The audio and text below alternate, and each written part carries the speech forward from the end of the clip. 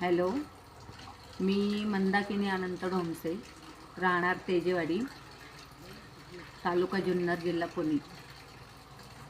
हा व्हिडिओ बनवण्याचं कारण इतकंच आहे की म्हणजे जी काही माहिती मला द्यायची आहे ती सर्व लोकांपर्यंत पोचवावी आणि पोचलीच पाहिजे, हा माझा हेतू आहे शुद्ध मनाचा.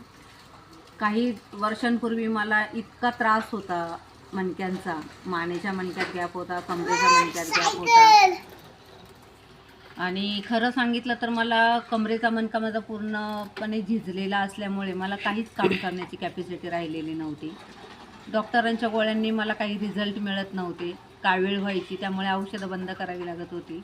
आयुर्वेदिक पण मी 4 वर्ष कोर्स करत होती, पण मला मनासारखे रिझल्ट येत नव्हते. एनर्जी पॉवर मिळत नव्हती, पुन्हा चक्कर यायची.